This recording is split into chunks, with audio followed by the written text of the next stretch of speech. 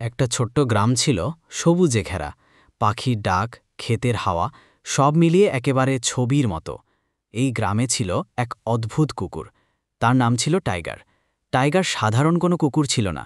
সে ছিল গ্রামের সবচেয়ে ফিট আর শক্তিশালী কুকুর। কারণ সে প্রতিদিন সকালে উঠে বডি বিল্ডিং করত।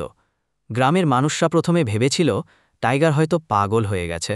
সকালবেলা মাঠে গিয়ে দেখা যেত টাইগার দাঁত দিয়ে গাছের ডাল টেনে তুলছে, 4 পায়ে ভর দিয়ে পুশ আপ করছে, এমনকি মাঝে মাঝে 2 পায়ে দাঁড়িয়ে স্কোয়াটও করত। একদিন গ্রামের এক কিশোর, নাম তার মুন্না, দেখে ফেলল এই দৃশ্য। সে তখনই ভিডিও করে ফেলে আর সেটা সোশ্যাল মিডিয়ায় পোস্ট করে। কয়েকদিনের মধ্যেই ভিডিও ভাইরাল হয়ে যায়। টাইগার হয়ে ওঠে সেলিব্রিটি। গ্রামে আসতে শুরু করে সাংবাদিক, ইউটিউবার, এমনকি একটা জিম কোম্পানিও তাকে অ্যাম্বাসেডর বানাতে চায়। টাইগারের জন্য বানানো হয় একটা ছোট্ট জিম। ওই জিমে ছিল কুকুরদের জন্য ডিজাইন করা ছোট ছোট ডাম্বেল, ট্রেডমিল, এমনকি একটা প্রোটিন বাটি। টাইগার আর শুধু গ্রামে সীমাবদ্ধ থাকল না, তাকে দেখা গেল বিজ্ঞাপনে, টিভি শোতে, আর সবচেয়ে বড় কথা, সে গ্রামের সব কুকুরকে উৎসাহ দিল ফিটনেসে মনোযোগ দিতে।